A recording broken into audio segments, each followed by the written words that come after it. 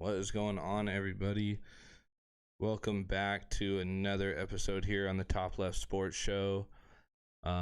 Same two people as always here. You got myself, Stephen Wolf, and then Bradley Majors coming from his game room with his sweet headset going on. Ooh, how's it going? Oh, I can hear you.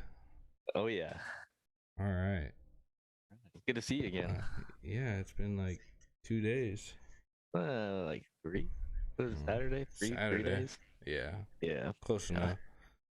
But yeah, kind of a special show going on tonight. It's pretty much like a once in a lifetime opportunity as sports show people, producers, whatever we're called.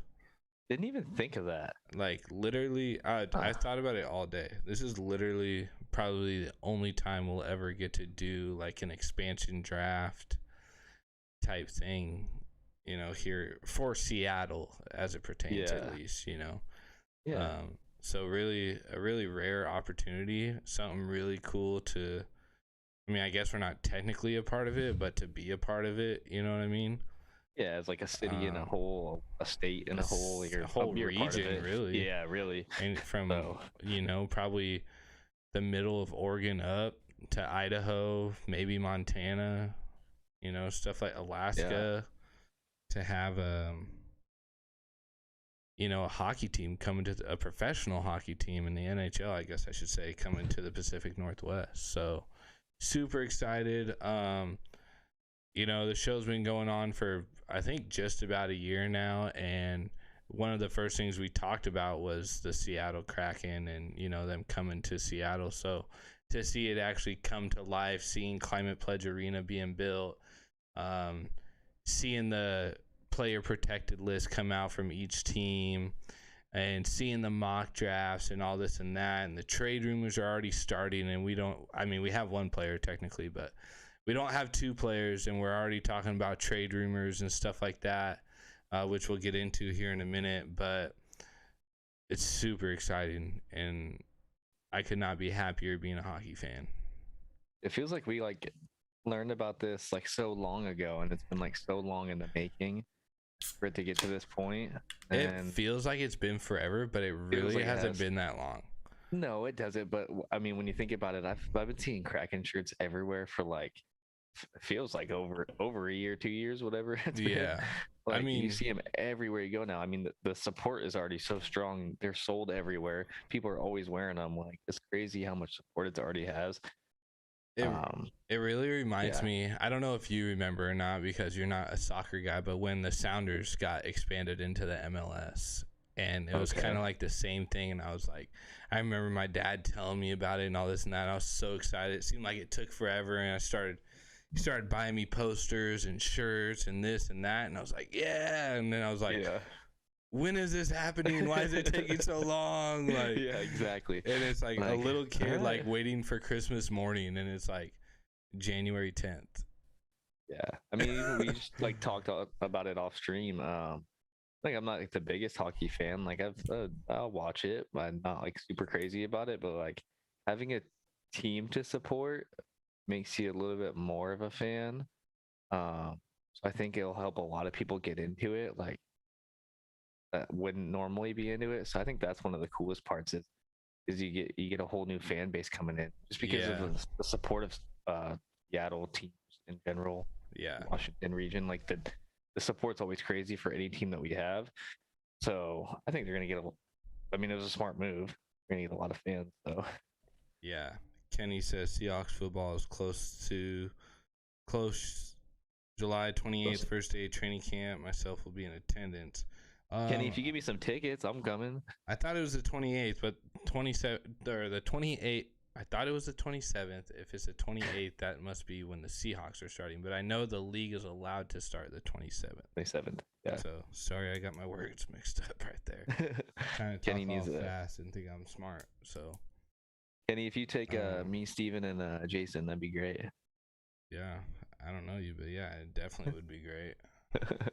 No, I looked at tickets and stuff too, but it's the only day I can go is Saturday, and it's that ain't happening. Yeah. But anyways, I'm busy every weekend, man. It's ridiculous. I know. Trying to get Just a like hold of we you on the talked weekend is about crazy. the cornhole tournament, it was like we were like this randomly just ended up being the one weekend where we both didn't have anything going on, which Yeah, I'm we'll set get up for like the into here in a little bit as well. yeah. But all right, let's talk some mock drafts. Um, so there's not, I don't think, going back to 2017 when the Vegas Golden Knights had their expansion draft, I feel like there's a lot more big names available. Um, Eric Carlson being one of them, Marc-Andre Fleury, stuff like that. Um, the list goes on from there, but I feel like maybe I know Marc-Andre Fleury was, but like some of those guys that grew up into like I guess household names in that region and across NHL fan bases, maybe they weren't. Um, Jason Major's been to one of my events in Arizona Seahawks event. Yeah. But so hopefully some of these guys, there's a lot of like lower contract guys that I know the Kraken are looking at that have good potential, but aren't gonna cost them seriously in like the cap space and stuff. But at the same time, I'm like, I feel like I'm being selfish, but I'm like, spend the money and make the playoffs your first year. Am I wrong that the cap space is like 87? I don't know what it. I honestly, I don't know the number in the NHL. I think it was like 87.5 million, I think is what I saw. It could be. I don't. I would have to look it up.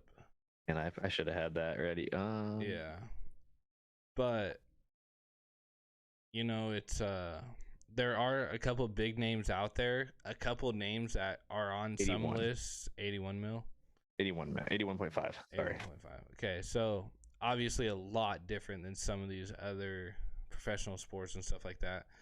But there's some big names out there that are available, like Vladimir Tarasenko out of St. Louis or Carey Price out of Montreal, who's just in the Stanley Cup Finals. There's, I wouldn't say like, you're kind of getting to like the second tier guys, like a Ben Bishop out of Tampa Bay or something like that.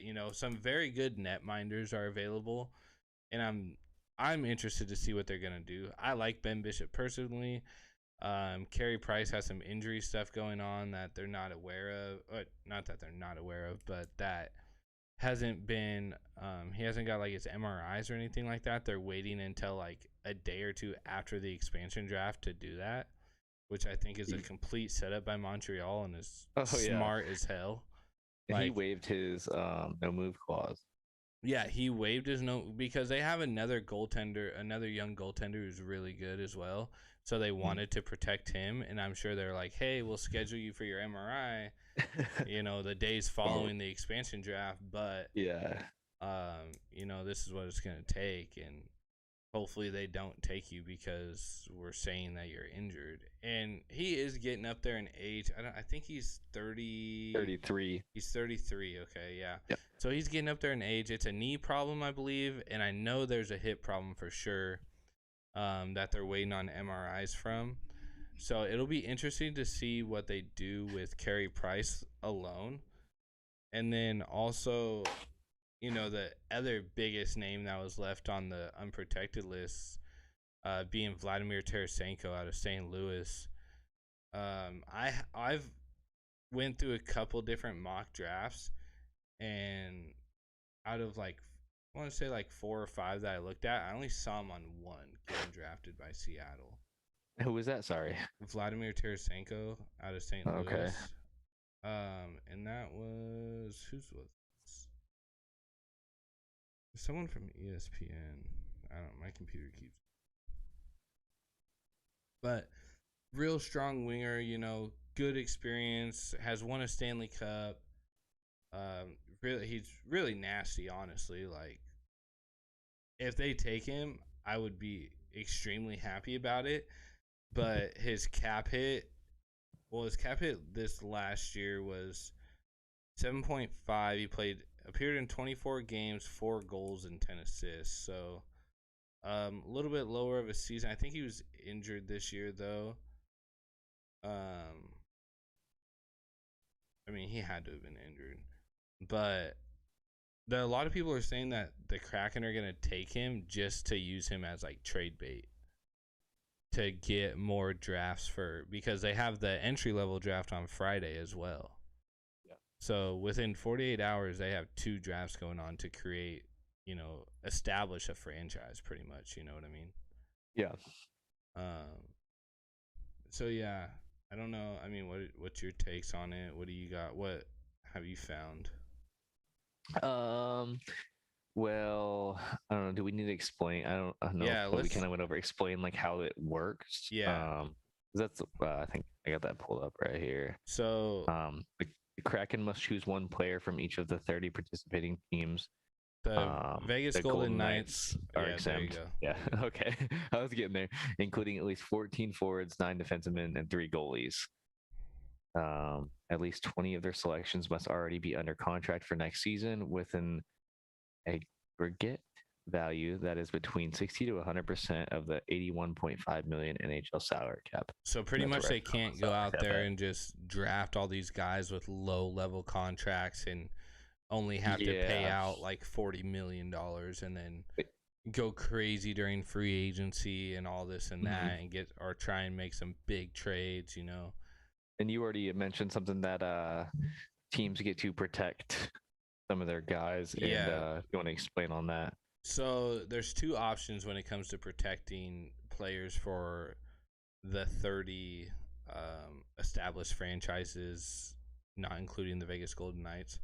The first option is you get to protect 10 skaters, which includes it has to be 7 forwards, 3 defensemen, and a goalie.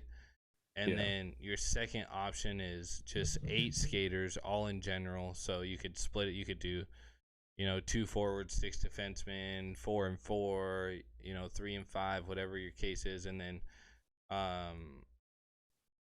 1 goaltender. And then players drafted by Seattle also cannot be bought out until the summer of 2022 at the earliest. I lost him. There's kids. They lost him and there's kids. My wife and kids just got home, so I had to open the door for them.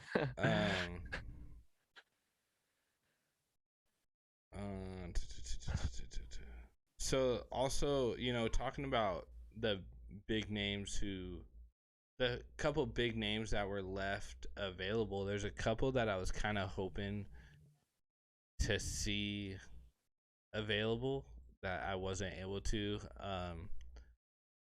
Being smart enough, I knew it wasn't going to happen, but Colton Parayko out of St. Louis, I was really hoping he was going to be available. I think he would have been, even if him and Vladimir Tarasenko were available, I think they would have took Colton. I met Colton up at UAF back in like 2014 or 2015 when I was stationed up there. Just a real good dude, hell of a hockey player as well. So, what is she doing? She's holding her socks. No, I'm talking about the other one. Oh, what was the other one? Your wife. You can see her in there. She's just standing there. She was wondering what was going on.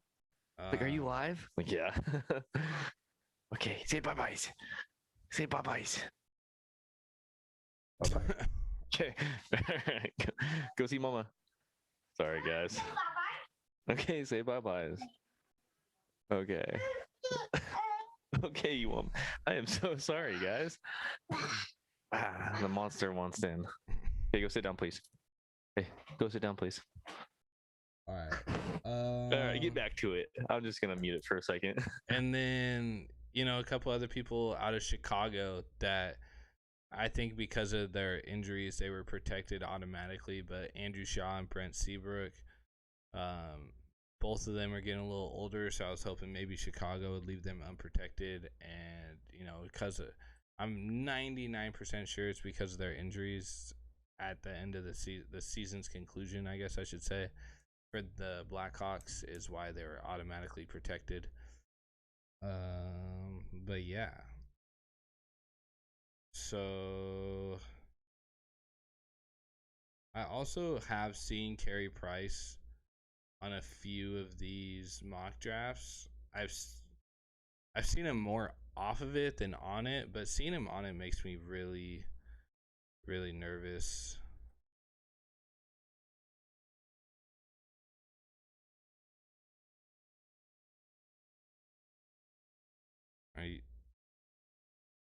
What's going on here?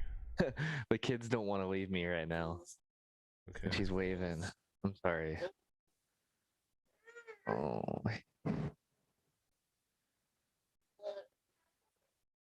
Okay, you guys gotta go now. Thank you always. Thank you.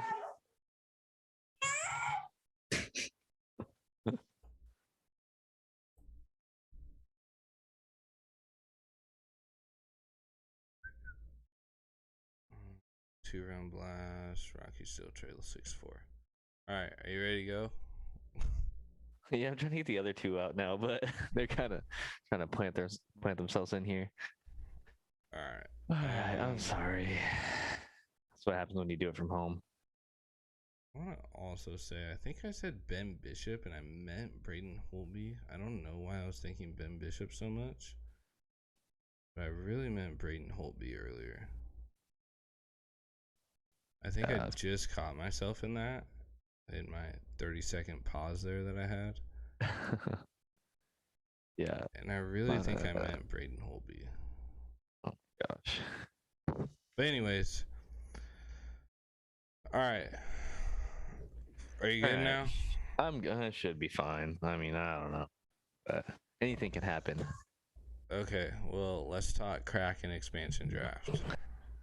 Okay, we are talking it. Okay, I'm talking. All right.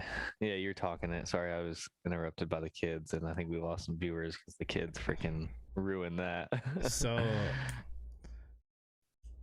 I don't know if you've been listening to what I've been saying, but the names was there any other kind of names that you saw, or like, I guess mock draft wise, that caught your attention or whatever? Going back to what I already said, I don't really know hockey that much. I probably should get into it now that we're gonna have a team here, and it's probably gonna be a topic of conversation. So anything that I say on this matter is all research based, and just kind of looking at some names here. A lot of freaking names that have weird last names.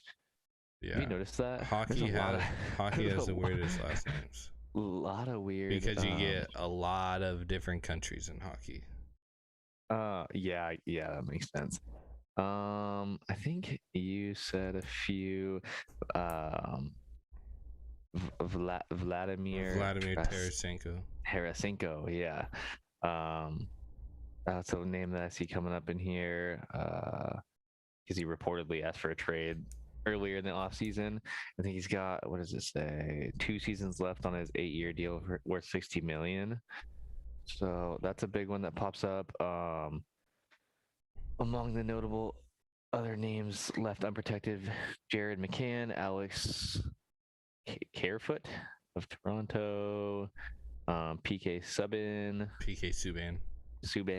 which Shea Weber. Honestly, okay. Time out. So PK Subban, throwing out names. I'm really surprised I have not seen him on any of my mock drafts that I've gone through. Like I said, I went through like probably 4 or 5, and PK Subban's a fucking beast, bro.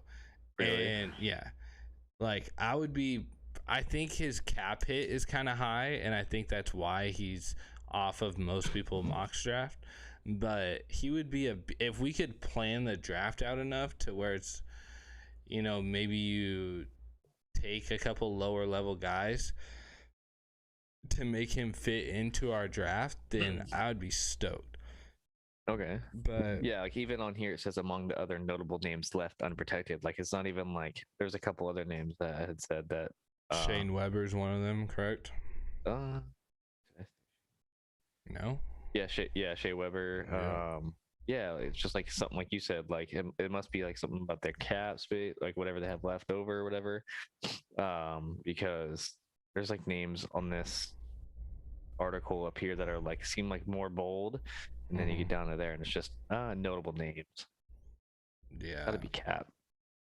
I mean, yeah, I'm trying to compare these mock drafts like as fast as I can. Yeah.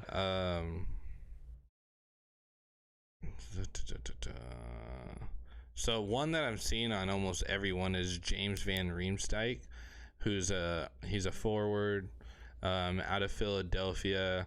He's a pretty big cap space hit. He's about $7 million. Unrestricted free agent in 2023, so you get him for 2 years automatically. But he's scoring 25 goals a season as a winger, and he's really solid on a power play line.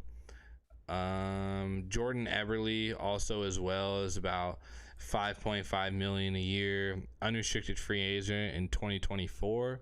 So you're gonna get him for 3 years right away, and then Landeskog. What's that? I read this name. Landeskog. I would have to look at it. Gabriel Landeskog. Oh yeah. I don't know how to say it either, but yeah, you're close. Yeah. That's one of the names that pops up here. 28 years old, 20 goals, 32 assists, and 54 regular season games. Sounds good. Not really sure though. That's the thing with hockey is it's much like baseball, is where it's like it happens every night of the week, and there's not obviously 162 games, but I think they play 82. But their season I think is a lot shorter. It starts, well, I guess not really. I feel like the Stanley Cup playoffs go on forever, but there's a lot. Adding in a 30-second team. If every team plays, that's 16 games a night and stuff like that. So yeah, it's gonna be, I think, the biggest thing in the expansion draft tomorrow to see is gonna be what they do with the wings and what they do in goal. If they risk it and take Carey Price, or if they go and get like a Braden Holtby or something like that, or Chris Deerage. I think I'm saying that wrong. Dreiger. I don't fucking know. Like I said, told you these last names. I know. Look tough. You like hear it on TV and you're like, oh, that's an easy name to say, and then you try and read it, even though you know how to say it, and you're like, Yeah. It seems like goalie is kind of a position that comes up pretty often. I guess pretty essential to have a good one in there, but I feel like that's one of like the biggest positions that take a lot more thought and planning out into. Well, yeah, and I think a lot of it comes from, honestly, the Vegas Golden Knights expansion in 2017 when they got Marc-Andre Fleury, who really was like he was I don't know what the word I'm trying to use, like a stable for their team, I guess. Like he was part of the reason why they made the Stanley Cup Finals their first year as an NHL team, which had never happened in sports at all. I think them making the Stanley Cup playoffs was the first time in like United States sports history, like professional sports history, that an expansion team had made the playoffs their first year, and they went all the way to the Stanley Cup Finals. Yeah, that's nuts. So they ended up losing. I don't remember who they lost to, actually. 2018, actually 2017. I don't remember. I get you. It was an Eastern Conference team though, so I hate them. But honestly, like, the Kraken couldn't be going into a better position right now. They have, one thing going against them is they have, the fact that there was just an expansion draft. 5 years ago now? 4 years ago. So they have that playing against them, because now all the GMs kind of know what to expect because Vegas made it work for them so well. But at the same time, they're coming into the Pacific Division, which is really, other than Vegas, it's really up for grabs on who's going to take the playoff spots out of it, and stuff like that. So, and if they can draft right, they got good coaching, they got a good general manager, if they can draft right, meaning their expansion draft and the entry level draft on Friday, there's no reason why they can't be a 2 or 3 out of the Pacific and make the playoffs. It was 2018, and it was the Washington Capitals. The Capitals, that's right. Yeah.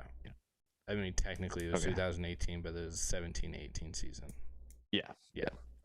Okay. That's why I was like, 2018, well, 2017, like. Yeah. I just wanted to make sure we got it all squared away. Yeah. They won 4-1. Oh yeah, they won the first game. Knights won the first game and then lost the rest after that. Okay. Yeah, and I don't remember the exact number too, but like Vegas, when they became an expansion team, Vegas put out the odds on them making the Stanley Cup final or the Stanley Cup playoffs. And actually, I'm gonna look it up. Actually, will you look it up real quick? Look up 2017 Vegas Golden Knights odds to make the playoffs. I want to say it was like 1,000 to 1 or something like that, and the Kraken are already at like 100 to 1. To win Stanley Cup or just to make playoffs? To make the playoffs, to make the Stanley Cup playoffs. 500 to 1. 500 to 1, and I think we're at 100 to 1 right now. Oh crap! So I mean that.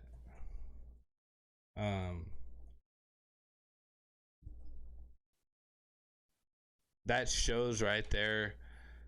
Let's see here. 50 to 1. No. 50 to 1. That can't be right.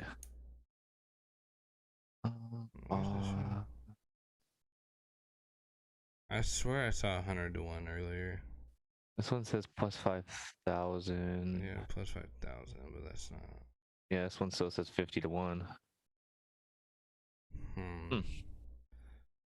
I could have sworn it was 100 to 1, unless something changed over the last, I don't know, 2 hours. But yeah, really thought it was opening 2022 Stanley Cup. How many wins will Seattle have in their first season? Over 30.5 is a negative 120, and under 30.5 is a under or negative 120 odd. Huh. Oh gosh, they have odds on who they're gonna take from every team. Yeah. Oh, I should have looked at this. That's funny. You can bet on anything in the sports world, dude. Yeah, I just didn't even think about looking at that. Like, who will the Kraken select from the Anaheim Ducks? Yeah.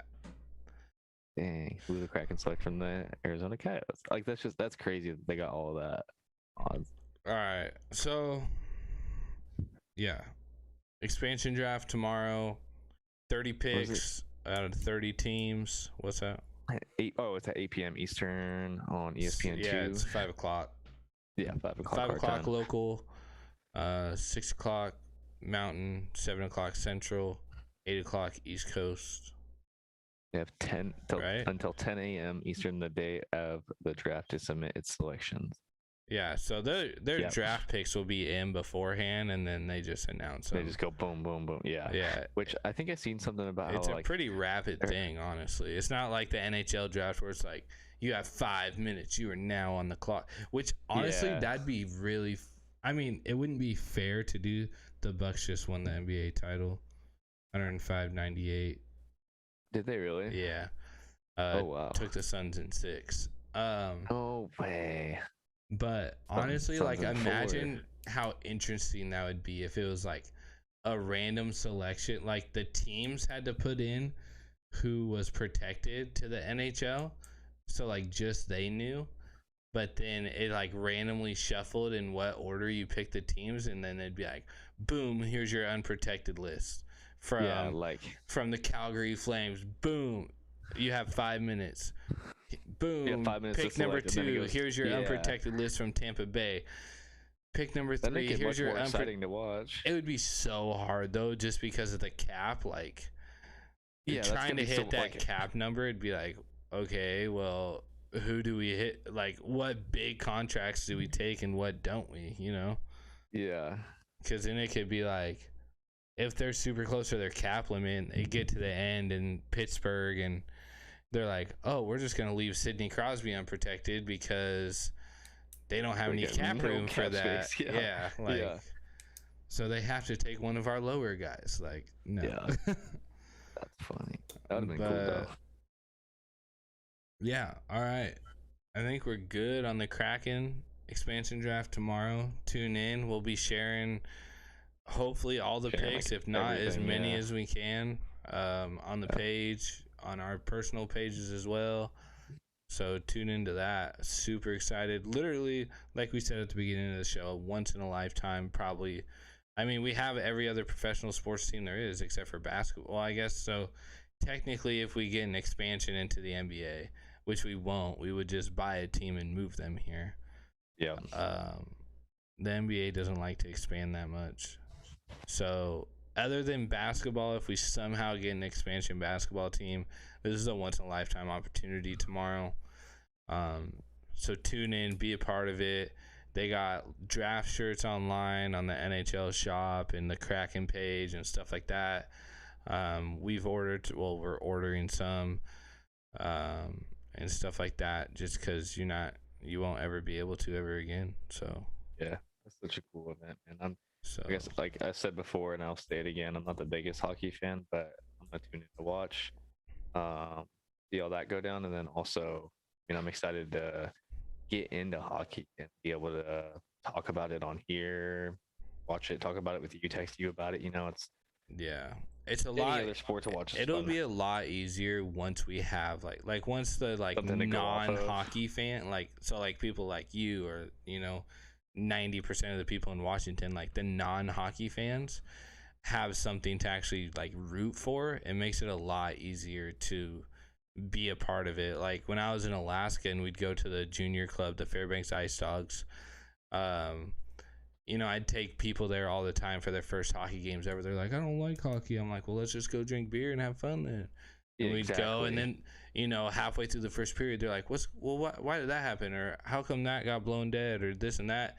And by the end of the game, they're fucking just into it, and they're like, I can't wait to come back tomorrow night, because they played Friday and Saturday nights consecutively. So we'd go the next night and they'd just be all fucking, it was so much fun. I mean, it's different when you go to a actual event. I mean, you can not every time we go to a Rainiers game, before I was like, I don't really care about it too much until I got really into baseball or whatever. I'm like, I don't care too much, but just going to a live sporting event's fun. I'm excited to just learn about. I know probably not one thing about hockey, really. Just to learn about it. I get way too into sporting events when I go. Oh, I know. We went to a Rainiers game last week, and what were you doing the whole time? I just keep them booked. Like, hey, you want to go get a beer? Nah, man, I can't move. Can you get me one though? Well, in my defense, we were sitting in the fucking what was it, the Lucky Eagle Casino suites where they brought us beers. I didn't have to move. That's true. You guys were just too impatient. Fast enough. Yeah, they weren't fast enough. But that's because you guys had the little baby beers and I had the can. Exactly. But, that's funny. All right. You want to talk about our cornhole tournament? Yeah, we can go into that. Yeah, I'm fine. I was gonna go into the Mariners, but we can go cornhole. Oh, just say something about it real quick since it's fresh on our brains. It just happened. No, I think cornhole was a huge success this year. I can't thank everybody enough who came out. I can't thank you. Honestly, I cannot thank you enough so much for helping me, because last year it was I was so stressed the whole time. I was stressed this year too. Even people came up to me, they're like, you look stressed. I'm like, motherfucker, it was stressful. We're running a tournament where there's decent payouts going on. There's a lot of money laying around and stuff like that. I was definitely a little stressed. I wanted to make sure everybody had a good time, and it went better than last year. But we turned up with 11 teams. 22 participants. More people came and hung out and watched, some family and friends. Some people, some of our friends' parents that I haven't seen in a long time. Cody's parents showed up for a little bit and stuff like that. So that was awesome to see. Your mom showed up, which, I guess mom showed up. Yeah, your mom too. Which was great. Love seeing her. I saw your mom. I haven't seen your mom in forever either. Yeah, my mom was there. I know, it's cool. Some of the kids were running around. I was like, Go give her a hug. Yeah. Some of the kids were running around having fun. But yeah, honestly, I probably couldn't be happier with how it turned out. It was smooth, start to finish. There was no hiccups. We braked for lunch. Everybody got some good burgers. Cody made some good shrimp. Travis made some great burnt ends. So that's one thing I want to thank is Cody bringing that good shrimp. Travis made those burnt ends were so good. Hey baby, those burnt ends were so good. And then Kyle Johnner on the grill master. He was I don't know how he did it. He had a sweatshirt on over a Blackstone grill, which if you ever cooked over a Blackstone, they're like the hottest things in the world. It's like standing over a fire for 20 minutes and he's just cooking up burgers for everyone. I mean, especially when you're cooking burgers so that heat is hot already. Oh, dude. I just cooked on the Blackstone the other night and I was sweating my balls off just for like 10 minutes. I'm like, this guy he didn't even have to ask him. He's like, yep, I'm on the grill. Since we were running everything else. So that was cool. Big shout out to Kyle. That was one thing we were kind of worried about was when we were playing who's going to cook, because me and Bradley ended up drawing each other as teammates. Yeah, you drew the best person there. Lucky for you. Okay, like I said, me and Bradley drew each other for teammates. So instantly I was like, who's going to cook while we're playing and stuff like that? And Kyle was there hanging out. He had some other stuff he had to go do for a little bit. So I was like, hey, man, can you cook burgers? And he didn't hesitate. So yeah, huge shout out to Kyle. Shout out to all our sponsors as well. We had PGH Excavating sponsored the 4-bag challenge. We had Nerd Towing. We had Perfect Shine Auto Salon. Yeah, I almost said Pacific Shine. It's Perfect Shine Auto Salon. Pacific Northwest Apothecary. Yep. Oh, you got it. Good job. Look at you go, man. You're so smart. Heck yeah, you are. And then Enumclaw Licensing Agency, I believe is the actual terms for it. Yep. So shout out to them. Them. I mean, they came in for us. You know, that was great to have them. I know last year having no sponsors and no one to help you out. I think the sponsors made everything go a little bit more smoother just for the payout standpoint or whatever. Helped us buy our food or whenever it may be. I think having the sponsors come in. Yeah, and I mean honestly, like the group of people we had there, no one was there for the money. Like no one was like, I'm only going here because there's a $300 payout. Like there was plenty of other bigger tournaments going on with bigger payouts. Yeah. But it was nice to have those payouts for the people. I mean, we had, I would say probably half the people there this year were there last year, and stuff like that. So half the field returned. We had, give or take 11 to 12 new people there, which was awesome. I mean, your pretty much whole family was there, your immediate family. My immediate family was there except for my younger brother. So it was awesome. And then also I want to shout out Dustin Doer. I say Doerflinger. I don't know if that's correct or not. It's either Doerflinger or Doerflinger. One day I'll talk to him and figure it out. But yeah, you definitely gotta figure that out. Yeah, so shout out to him. He helps us out with our hoodies. He does our hats. He does our shirts. He does our designs. I mean, I can't speak highly enough of the stuff that Dustin does for us, and in the turnaround that he does it as well is really good. Dude, that was so cool to when we weren't playing, just kind of like look at everyone that was playing and see almost not everyone, but a lot of people having those shirts on. Yeah. I should have worn mine tonight, but they're super cool to see that. I mean, those shirts were sick. Yeah, no, for real. So, and then also the final shout out has to go to Bill and Tavia Adams, opening their doors for us. Seriously. For the second year in a row now, letting us hang out, invite whoever we wanted over to play cornhole. We had people start showing up. We were there at 9. People started showing up at 10, and then the last person left at about midnight. So yeah, So about 12, troopers 12, for that 15. one. So shout out Bill and Tavia. Also shout out to our placers. We had Michael. He Michael won. Young. Michael Young. He won the 4 bag challenge with a first score of 8, and then I think the second score was only like 4 or something like that. Yeah, it was only And 4. then and then third place we had Bill Adams and James Fox. And then second place we had my baby mama drama, Malia Adams, and Zach Myers, one of my lifelong best friends. And then first place we had Lewis Cooper, which is the neighbor, and then Matthew Ruddy. Matthew Ruddy.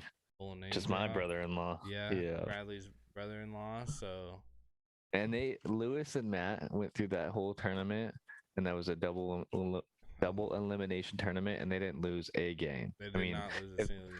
Yeah. If there's a team that was supposed to win that tournament, it was that team. They look good. Let's not sleep on the second place team though, because they were actually the number 1 seed after the round robin. Yep. Lost, I think, their second bracket play game and battled all the way back, and were in position to win that first championship game, and lost it because of Matt's flop shot. I think it was 19-13 when Matt made that flop shot, and the whole time, I mean, I'm rooting for Matt. Matt's my brother-in-law. I wanted him to win, but then I'm like watching Malia. Malia's playing so good. Your baby mama drama. And if you watch the live stream from the championship game, is like, I swear she was probably 3-bagging or 2-bagging at least every throw. Yeah, and she was making good shots, good placements, dropping them where they needed to be. I just wish we could play on a team like that, but when we play, I was super impressed. Yeah, the only game we lost is to Lewis and Matt. Yeah, the first time you guys played them. Yeah, and then they lost them again in the bracket. So. Yeah, no. I mean, it's got to say something about both those teams, man. Yeah. That was cool. So it's been brought up to our attention that some people want to do like maybe an end of summer throwdown or something like that. So me and Bradley will talk about it. Maybe try and get a place lined up. Maybe try and give Bill and Tavia a break from their place. Maybe find somewhere else to do it. Yeah, let's give them a little breather. So.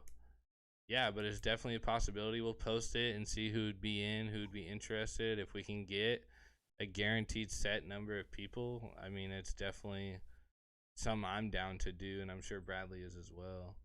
Oh, I had a blast, dude. I mean, I would not mind doing it again, and maybe I'll practice a little bit in the meantime. So if we do get paired up again, we have a little bit better of a shot. Yeah, so it's what, June right now? Maybe we can find like an indoor place or something.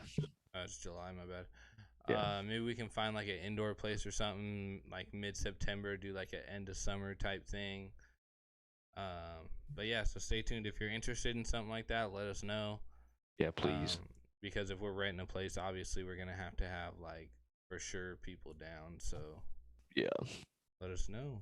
All right. Yeah, definitely. Let's move on. Mariners talk. Mariners. Gotta get a little bit of Mariners talk in. Yeah. They just won. Oh, they won 6-4. Giannis was named. MVP. just Marco restarted. 2-5.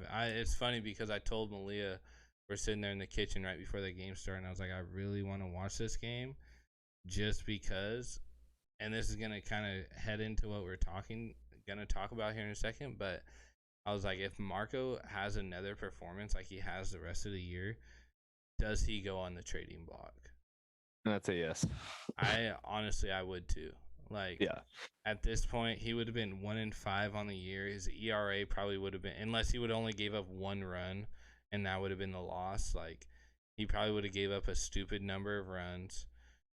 And I think at that point, you have to just try and see what you can get for him.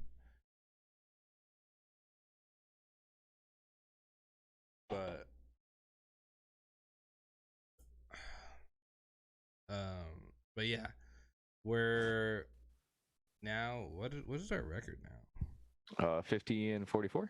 No, we're 51-44. 51-44 since we just won. Yeah. Okay, so we're 7 games over 500. Yep.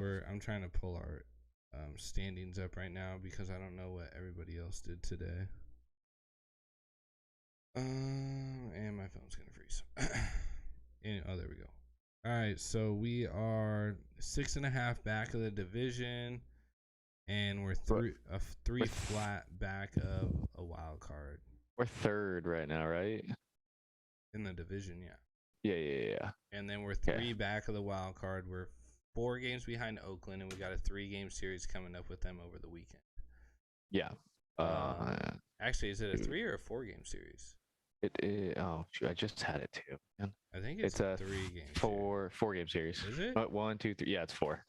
Yeah. Thursday, Friday, Saturday, and Sunday. So realistically, the Mariners need to take 3 out of 4 of that to kind of still be in the talk, Yeah, and then we play the Astros right after that too. And then we take the Astros for a Monday, Tuesday, Wednesday series at home as well. Yeah. So really, two of our biggest series coming straight out of the All-Star break, and we took 2 out of 3 against the Los Angeles Angels of Anaheim. Of California of the United States. Yeah. So, since they got 2 cities in their name, it's so weird. Might as well add their state and country to it. What county is that? Orange County? I don't know. But that puts us up 4 games ahead of them, right? Well, I guess it'd be 5 now that we just won. 5 ahead of them. Of who? Of the Angels? Of the Los Angeles, California, Sacramento Angels. Of Orange that County. one. That one. Yeah. I don't think we need to be worried about them at all, to be honest. I don't think so either, but kind of the middle of the road team right now, so it'd be nice to. Yeah. I don't know. I mean, we took 3 of 4 from them already, so 2 of 3 from them already, straight out of the All-Star break. 2-game series against the Rockies going on right now. Just took game 1, so I mean, looking good, honestly. And it makes easy set after that going with the Rangers. Sorry, you can go. I was just looking. I was gonna say it makes it really hard, especially we're 11 days away from 10 days realistically away from the trade deadline. It kind of makes it hard on what you do. Like, if we start playing good ball for this next week with the crew that we got, it's like, do we even bother making any moves? Yeah, see, and it's just something that we always get on. If we take 3 of 4 from Oakland and 2 of 3 against Houston and get within, what would that put us realistically? Probably within a game of Oakland, realistically, and within 3 of Houston and a game out of the wild card.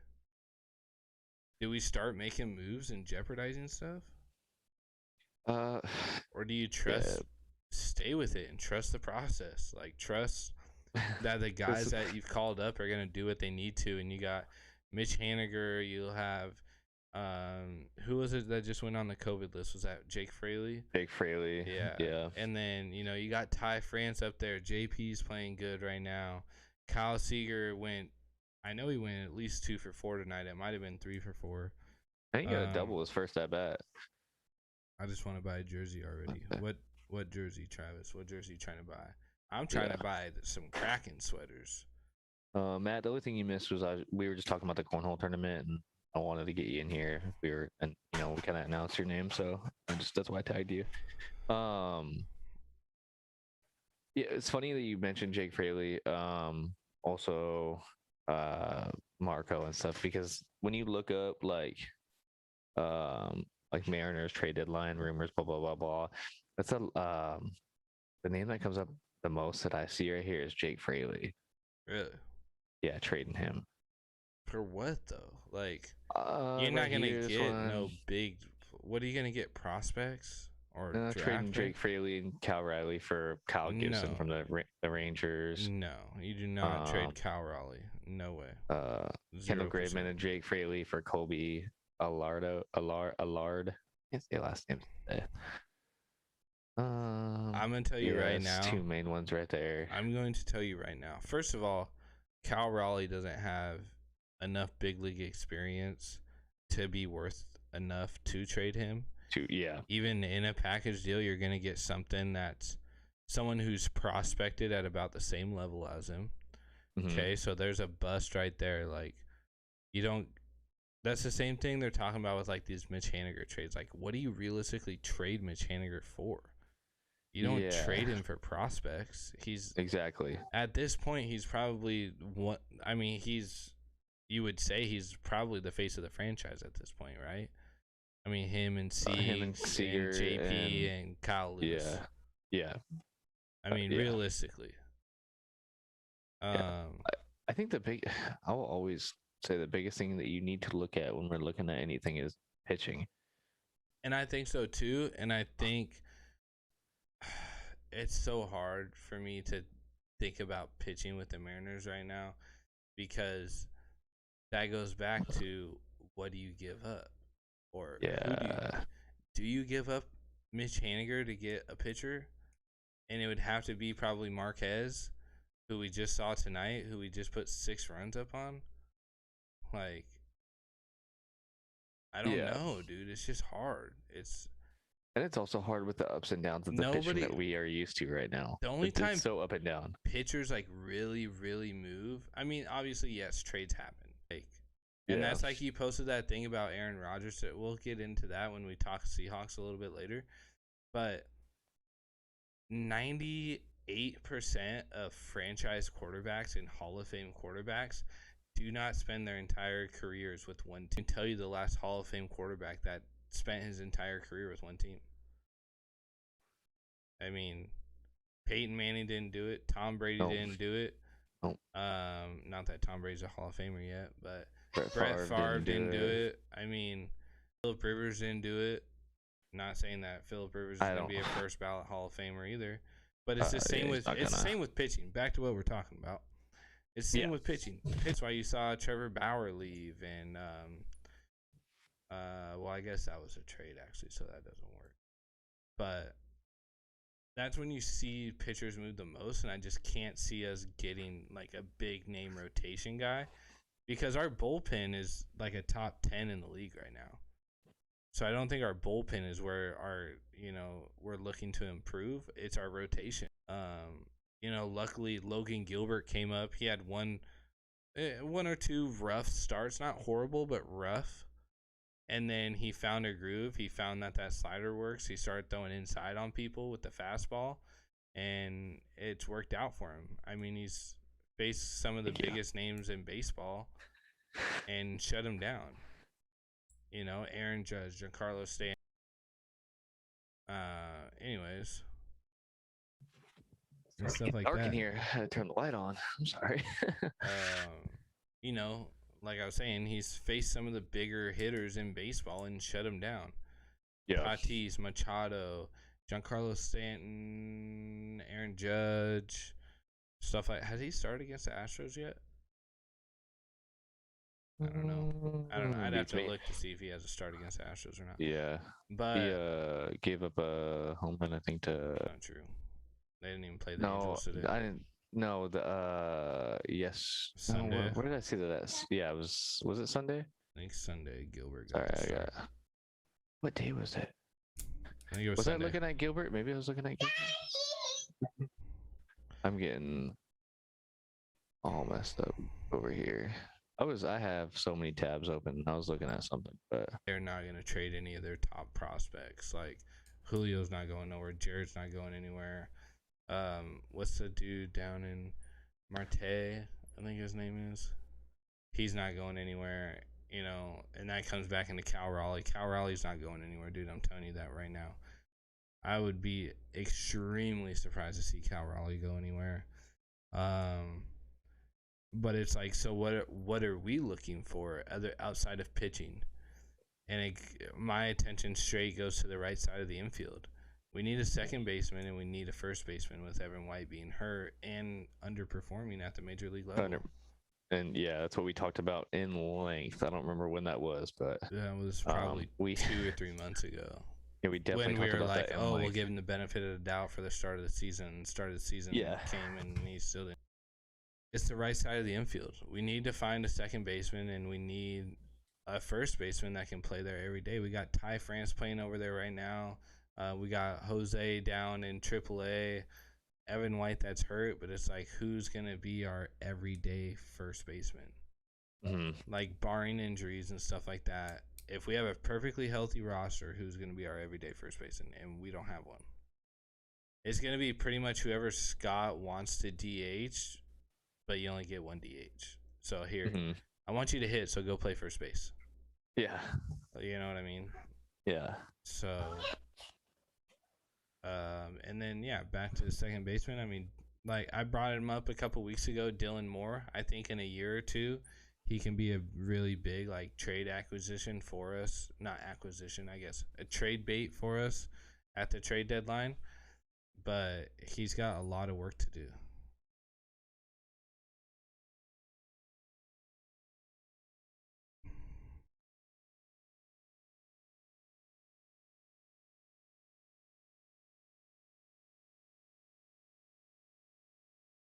Haniger is not, I mean, I don't even see any possible way Mitch Haniger goes anywhere.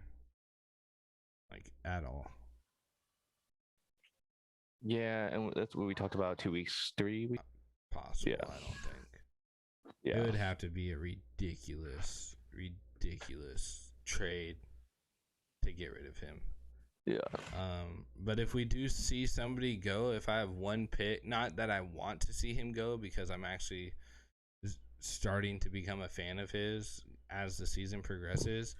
But I think if someone goes, it's going to be Kendall Graveman. Yes, he's got starting pitcher experience, so if somebody needs to throw him in a rotation, he can, which we've seen in our bullpen days and stuff like that. So if anyone goes, I think the righty, Kendall Graveman, is going to be on the chopping block there. For what? Huh? For what? For being traded. Yeah, but like, what to get out of him? Yeah. Honestly, probably not much. I mean, he's not going to be any big time player in the league. Like, he's not going to be an ace or anything like that. He might be like your number 1 or 2 reliever, but the only thing that helps him is he has that starting pitching experience, so he can go 2 to 3 innings in a relief role or something like that.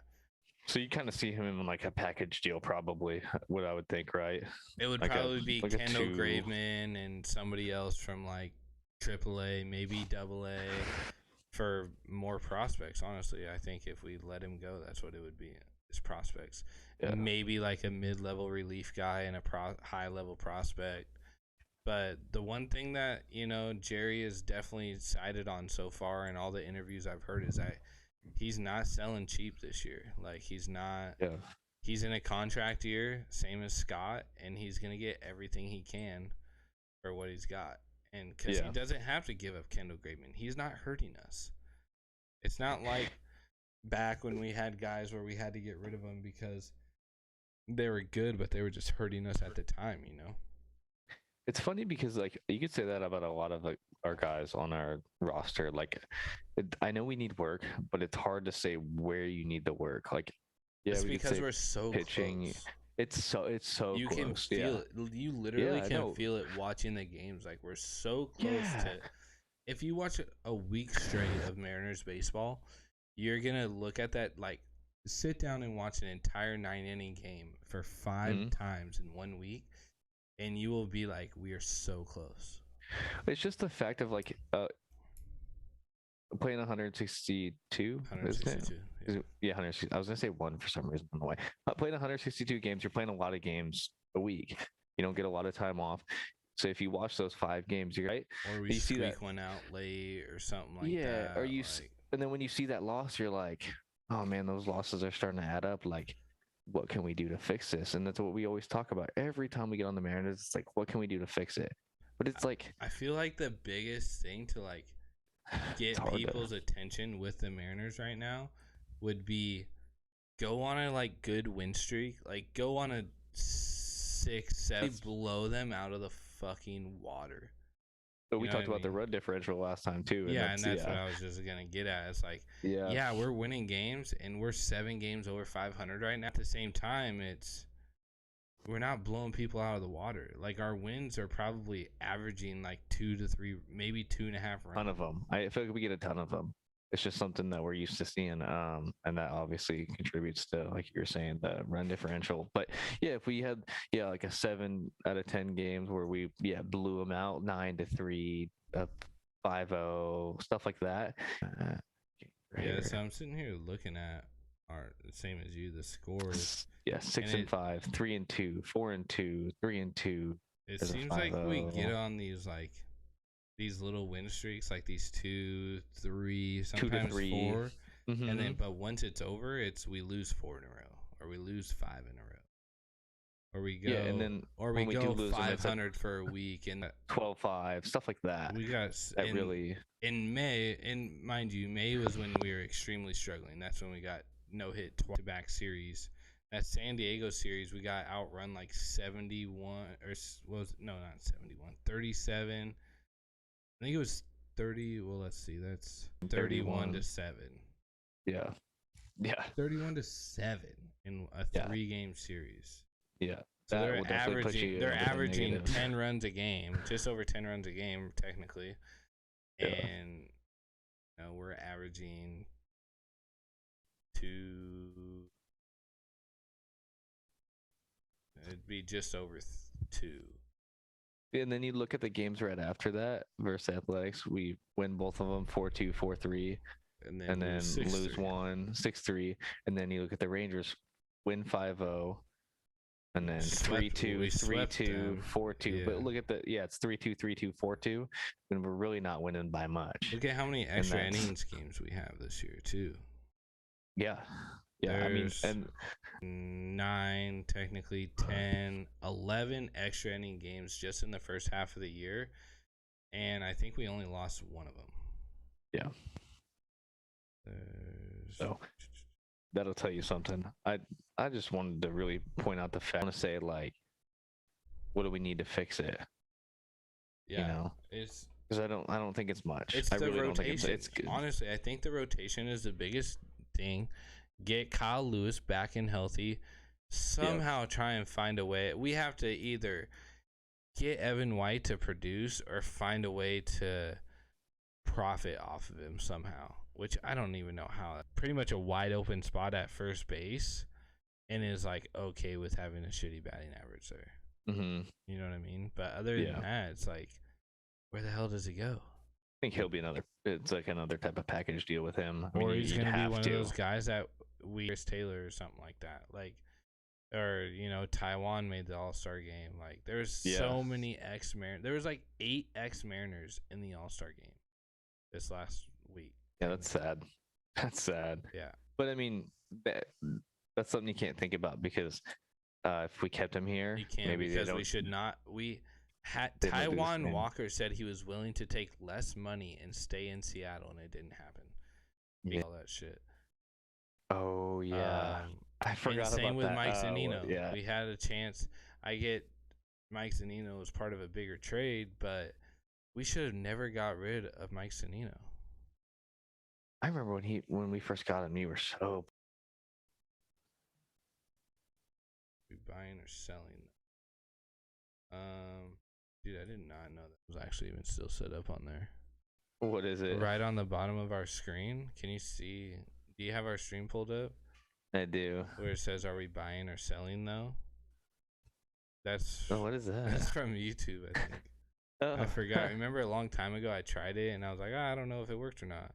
Yeah. Yeah, it worked. It worked. It's still there. That's the problem. Is I don't even think Jerry knows if we're buying or selling. Like, it depends on what the offer really is. Like I said 10 minutes ago, there's almost zero offer that's going to be good enough to get rid of Mitch Haniger. We still have another year of control on him with his contract. Mitch Haniger, if he's a betting man, he's fine with that. He's going to probably play out next year without signing a contract unless he gets $100 million contract. Mm-hmm. And if he finishes the season the way that he's playing right now, it's probably going to think next year you need to have, if he keeps playing good, you have to have a deal done by the All-Star break next year, or you can pretty much just kiss Mitch Haniger goodbye. Like, he ain't going to be back. Yeah, I'd hate to see it. But yeah, I mean, like I said, we're technically like 10 days away now from because they go off the Seattle does. If we tank it and start getting swept, you might see some people start moving. You might see Kyle Seager move. Honestly, Yeah, what do we got? How many more games till then to figure it out? it should be like 8. 1, 2, 8 or 3, 9. 4, 5, 6, 7, 8. What is it? The The 31st? 31st, yeah. The 10. 10 games. Okay, so 10 games in or 10 9 days. games. Yeah. 9 games in 10 days. Yeah. Yeah. So it's gonna be really interesting. I don't know. I've read all these different things. I listen to sports radio all day long, and I still cannot. The people who literally get paid to do this research and know these answers don't know the answers right now. Do you shop Mitch Haniger? No. No, I don't think so. Do you shop Kyle Seager? No. Maybe. No. I can't see it. I can't see it. End of a contract. Been a Mariner's whole career. But at the end of the day, we're still technically in part of a rebuild. So if you can try and add that piece, if you can get that second baseman that we're needing, do you shop Kyle Seager? That's close, but I still say no, man. I don't know. Soft spot. There's a soft spot. Yeah, but you got to think on Jerry DiPoto's side. Jerry DiPoto can't have a soft spot. Yeah, well, that's why I don't make these decisions. It's going to be what's it going to take. What's it going to take to not only try and make a playoff push this year, but what's going to get us in. Yeah. So, I don't know. All right, let's move into our final topic of the night. We've been live for an hour and 12 minutes now. Probably about total of 20 with all of Bradley's distractions. But man, these kids are killing me tonight. I'm sorry. But let's get into the next one. Seahawks, baby, it's back. Let's go. Dude, so excited. I am so excited. I feel like it's been a year and a half without football. Yeah, it hasn't been, though. It's only been since February. But it feels like it. But it doesn't count. February doesn't count because you get one game in February. So that doesn't count. Well, if the Seahawks would win a playoff game, it would seem like it wasn't that long ago. But yeah, that's probably right. Anyways, yeah. July 28th, as someone said on the show, I thought it was the 27th. I know the 27th is when the league's allowed to start. So 27th, 28th. We're not going to go too crazy into it.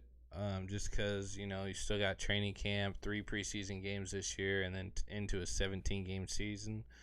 Yeah. I'm excited about that. I'm really not, to be honest with you. I am. Yeah, but you got to think about it like playoff-wise. Like, how much does one game actually make a difference? It could be different. You get another week of watching football. Yeah, you get another week for the Seahawks to blow it and lose the division to the fucking Rams. Can you not talk about that? I'm realistic, boy. I don't know what you want from me. And realistically, I try not to be biased, but I think the first 2 weeks of the season are going to be extremely ugly on the offensive side of the ball. But I think we'll be a 12-win team. But I think it'll be enough to make a wild card. But I think 13 with that extra game. I think 13 is going to be the magic number this year. For the NFC. Talking to you about it in whatever, 30, 40, no, 30, seriously, 30, I think 13, what was it, 11 last year? I think the division gets tougher. I think we'll have a better offense this year. But I think with the added game, I think 13 is the number. If you were to go take away that 17th game, I'd say 12 is the number, and I think the Seahawks get it. But that, like I said, that one game, dude, I think it's going to come to bite the Seahawks in the ass. You think the division gets tougher this year? Yeah, how can it not? Look at what Arizona did in the offseason. Look at what the Rams did in the offseason. Well, I mean, the 49ers are the 49ers, so. No, in all seriousness, I think the 49ers will be a decent club this year, too. They'll get a lot of guys back. They were so injury prone last year. It was like it wasn't even fair really to talk shit about them, but they're the 49ers, so I'll still talk shit about them. Oh, you always talk shit about them. Yeah. There ain't no time to not talk shit about but them. But it realistically, it wasn't fair because they were extremely injury prone last year. So yeah, but the NFC West again will be the toughest division in football by far. And I think whoever wins the division will be in the NFC Championship game. Not saying they'll make the Super Bowl, but I think they'll be in the NFC Championship game. Okay. But yeah, let's talk just a minute. Training camp coming up in a week from today or tomorrow. We don't know. I didn't look at the schedule. I didn't either.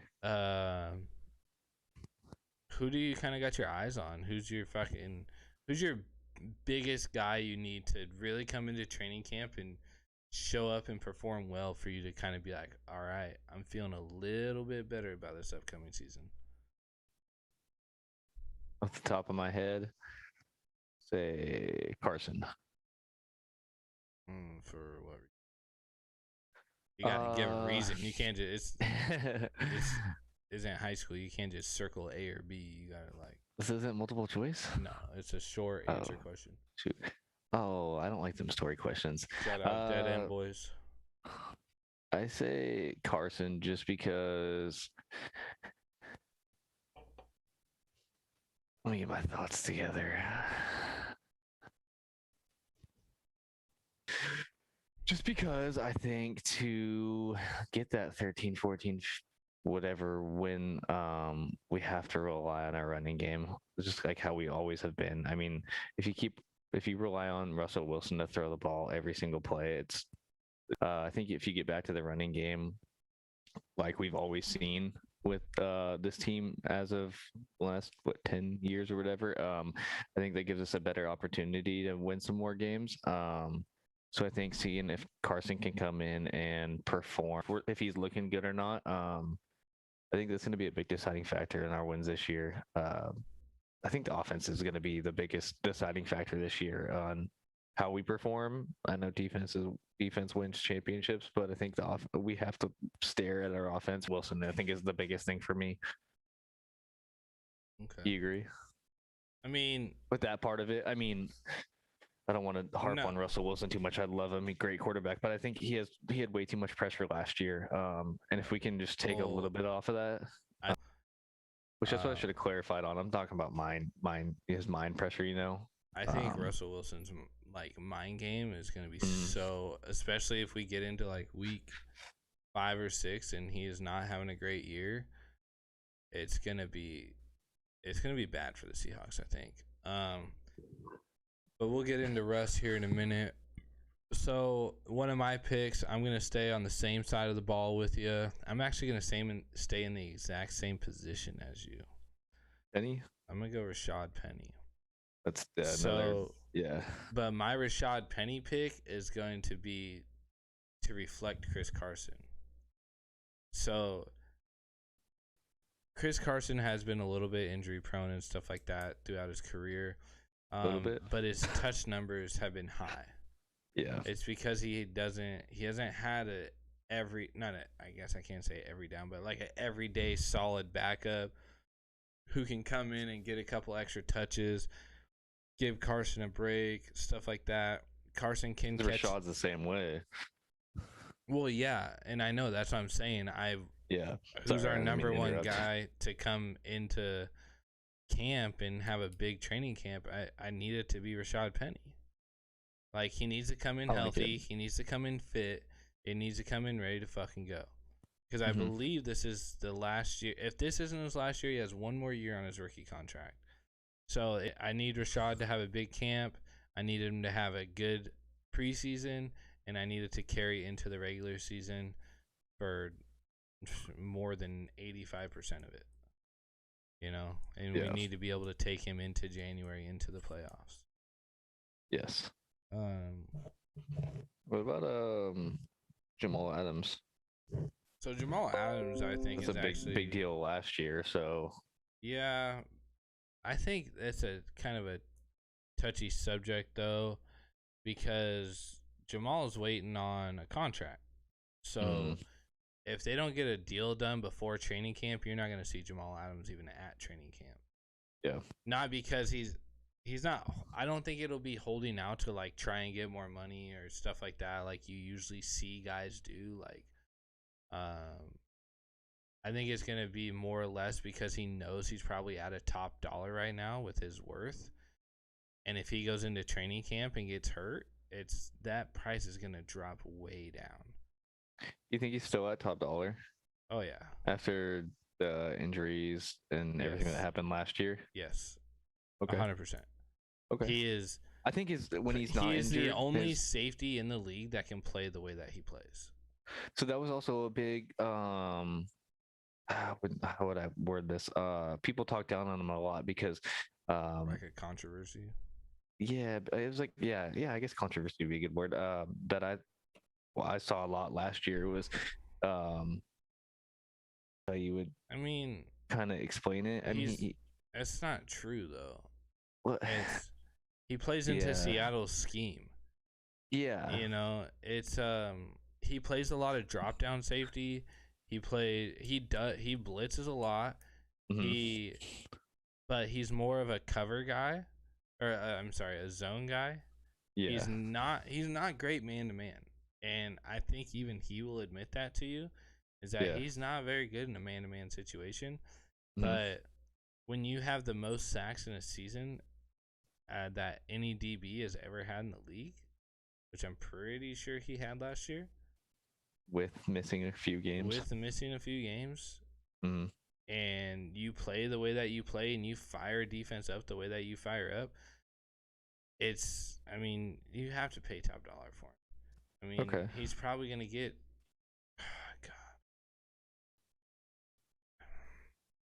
he probably wants like $18 to $19 million a year. He'll probably get 17. But he's also the most important person to just be at training camp this year because of that way that he plays. If he sees something change in a play mid-game or mid-play, he stops exactly what he's doing. If he sees a quarterback scramble or sees, a draw play or something like that, he's immediately off his guy and he's on the ball. He's in the play. He's in the tackles and stuff like that. And that's something that the guys around him need to learn how to feel out. So, yes, I don't have him on my list as I need him to be there, mostly because, honestly, I hope he's not to a point because I don't want him to get fucking hurt. Yeah. But to a point, we need him there so those other guys that are newer to the system can vibe off of him and learn how he plays and get those as real game reps as you can get for that defense to vibe going into week 1, because our defense is going to be huge week 1 and 2. Week 1 and 2, our defense is going to have to play freaking great, and that's a lot to ask for. Yeah. Going into a season early. But, no, the second guy I got is actually our number 1 overall pick, who was actually a second-round pick, but Dwayne Eskridge. Missed mandatory, what do they call that, OTA or mandatory minicamp? OTAs. Now. Yeah. Oh yeah. I think it's minicamp, but with it was either a toe or a foot injury. He missed all that and stuff like that, and I think he has the possibility to play a decently big role in our system this year. So seeing him come into training camp as a rookie, he needs to have the playbook down right. He needs to have everything figured out, and he needs to have a good camp. Yeah. So, and then, the last one, I told you not to put him down, but it's hard not to put him down. But it's got to be Russell. Yeah, you said in the beginning, do not put Russell Wilson down. I didn't want you to start with.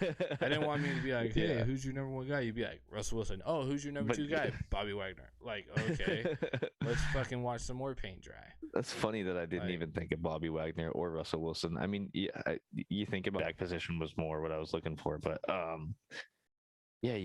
Russell Wilson. I mean, I think I just I didn't really put him down to put him down. I put him down just to kind of talk about him for a minute, Yeah. But it's more or less like because I want him to have a good year. Like, let's face it, Russell Wilson's not going to be in Seattle forever. just for what he's done and what he has the possibilities to do in the future. But at the same time, it's like I want him to have that complete season. Even when we won the Super Bowl, I felt like it was not a complete season for him. Even when we went to the Super Bowl and lost to the Patriots, that was not a complete season for him.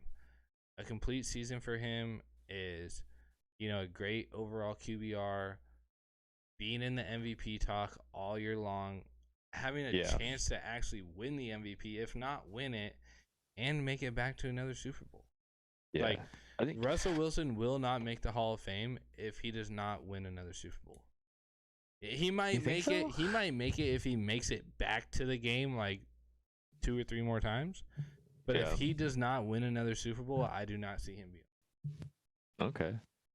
I think I speak for a lot of Seahawks fans when I say that every year we go into a season, and from the start of the first game, I'm looking at his quarterback rating. I'm looking at his interceptions. I'm looking at if he's being talked in the MVP, like everything that you just said. I'm staring at the number to be anywhere over 5. Like there's so much of this. Like I have like this golden child mentality on Russell Wilson. So the problem with Russell Wilson's interception number is you got to think of what his number 1 pass is.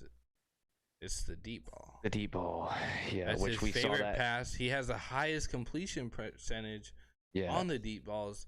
And you love to see it. Those are the highest risk balls to throw, though. Yeah. And he's not scared to put them in there. I would actually, I want to look up, I'll probably do it after the show, but I want to look up his deep ball pass percentage and how many of those are actually interceptions and how many are in the, because his, actually, the last year when I was looking at it, his, I guess what would you say that, like a mid short range, like within 8 to 12 or something like that, the number was, that was his highest interception rating. Yeah. Because of how close and okay, I'm not going to say why it was because I don't fucking know. But people are saying because of his height, he, not being able to see completely over his old lineman, which I don't really buy. I think Russell Wilson's athletic, and you see him bounce off people's hands, or you see, there's that middle linebacker playing the what's the word I'm looking for?